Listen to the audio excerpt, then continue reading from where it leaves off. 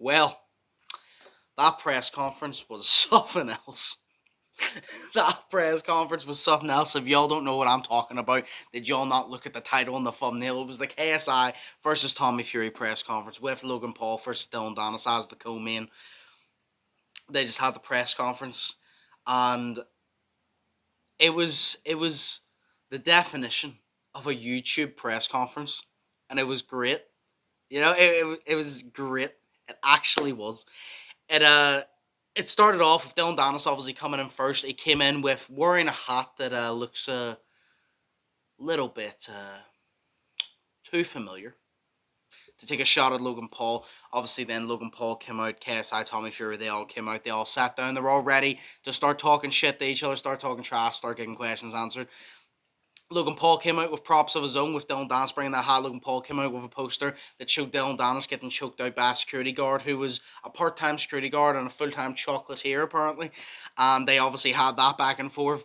They continued. Logan and Dennis went back and forth more than anybody in that press conference. Dennis was going for KSI and Logan, and it was actually the funniest shit because Logan and Dennis was going back and forth, back and forth. Logan was insulting Dennis, saying he pulled out, he's a bitch.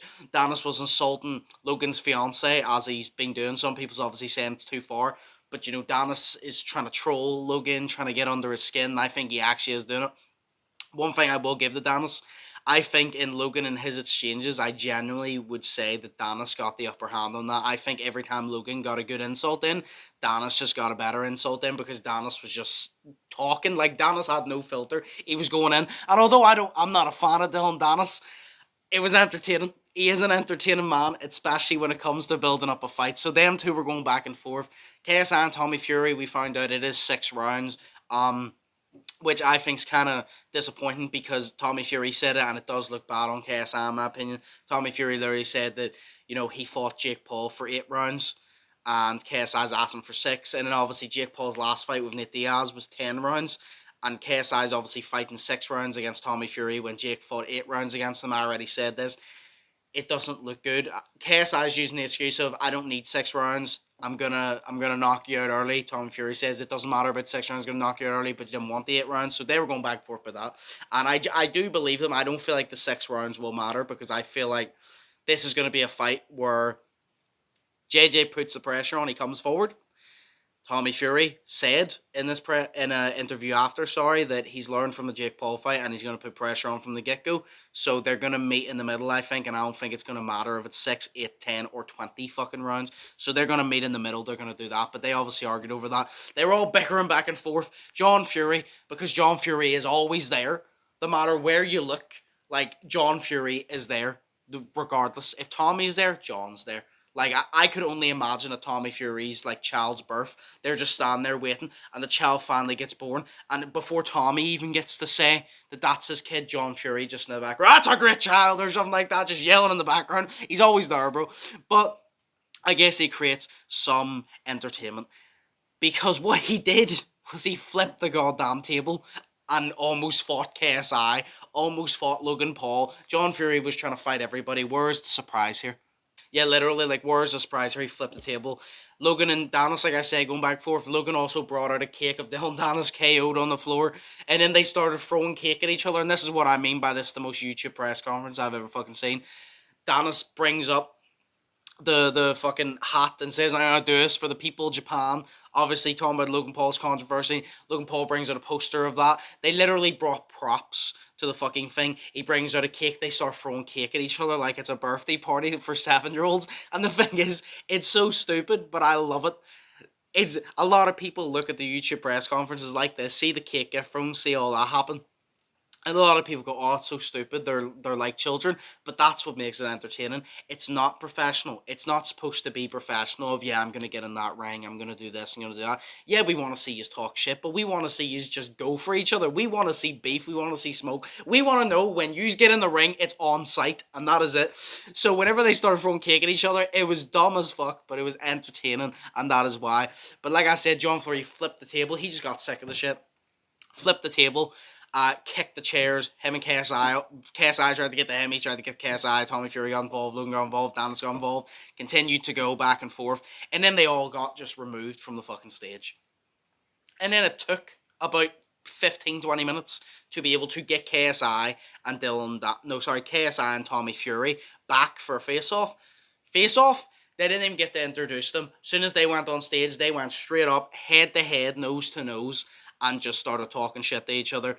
KSI pushed Tommy Fury, which I'm not going to lie, KSI, I'm a fan of you, man, but it didn't look good. KSI pushed Tommy Fury, and KSI was the one to move back. Tommy Fury, I think KSI, although, believe in yourself, do that shit, but I think KSI underestimates how big of a man Tommy Fury is. Tommy Fury's wham, bro. Like, the way Tommy Fury looks in this, he's slim for Tommy Fury. Like, he's very watered, slimmed down for Tommy Fury. So whenever he pushed him and he moved, I'm like, I can't even be mad at it, bro. Like, pushing Tommy Fury and, like, not having Tommy move, but you move back, I feel like that's a lot of people. I feel like Logan would struggle to move him, and Logan's pretty big too. So, they did that. Obviously, they had to get separated. Logan and Danis, we unfortunately did not get the face-off between them because they both left the building. It probably was going to come to blows. If we got them two face-to-face, someone was getting punched, a riot was starting, someone was probably getting murdered. I don't even fucking know at this point, so we didn't even get that. But they did do face-to-faces. I think that I saw KSI and Tommy Fury, Logan and Dylan Danis, like, sit down face-to-faces, which I cannot wait to watch and react to and see what's happening there. But yeah, the press conference was absolutely chaotic. You had all the offensive jokes, like I said, Danis trying to go in on Logan's wife, Logan trying to go, but, like, Logan was obviously saying to Danis, he called out McGregor and says, where's McGregor? Is he not in the building, blah, blah, and then Danis just like, such and such, your fiance, you scam people of crypto zoo, and then Logan was like, you scam people too, and it was just fucking chaotic, bro. My only issue with it, it was entertaining as hell. John Fury flipping the table and causing a big fight, it is like the most, although he wants to turn around and say that I'm old school, I'm mainstream boxing, like, we don't do all this petty shit, we get in the ring, we do that. Although he wants to say all that, he is always the one to cause the fights, you know what I mean? He's always the one to lecture people and say, when we get in the ring, that's when we'll do the talking, let's talk boxing. And then he doesn't let people talk boxing because he does shit like this. It was entertaining, but my issue with it was we had to wait so long on a press conference for KSI and Tommy Fury, Logan and Dylan Danis, and we didn't even get that much of a press conference. This live stream was like an hour and 6 minutes, and the press conference lasted like 20 minutes, if even, because John Fury did that. So although it was entertaining, kind of annoyed me because I wanted to hear questions from the crowd. I wanted to hear more questions from people. I wanted to hear them go back and forth a little bit more. So I hope there is another press conference. I hope the face-offs come out soon because I want build-up. There's not been much promotion for this hype aside like saying who's on the card. There's not been that much promotion. And it's already a big card in general, but I want more. I want to see them go head-to-head. I want to see them argue. I want to see them literally, like, face-to-face, ready to fight there and then. Obviously, don't let them fight. Maybe. No, but yeah, I just want to see the beef, bro. And John Fury kind of ruined that. So, although he is entertaining, I actually kind of want John Fury to just be... Keep John Fury. See, next press conference? Keep John Fury out of the building until we get finished up, right? Let everything happen. Let the questions be asked. The beef get settled, blah, blah, all that. Keep him outside the building. See, whenever it's finished, let him in and then let him wreak havoc. And then you can try and fight each other and get broken up by security. I think that's a good game plan. Let everybody finish their thing and then let him try to fucking fight KSI, Logan Paul, even Dylan Danis, fight Steve, KSI security guard, fight that one guy in the crowd that has a camera but John Fury doesn't like him just because he's looking at him weird, fight your mom behind the fucking, at home while she's cooking dinner. Like, John Fury wants to fight fucking everybody. Let him do it after the press conference. Let us get a little bit. So that's my only issue with it, but overall, press conference was very entertaining. KSI was coming out with fucking liners.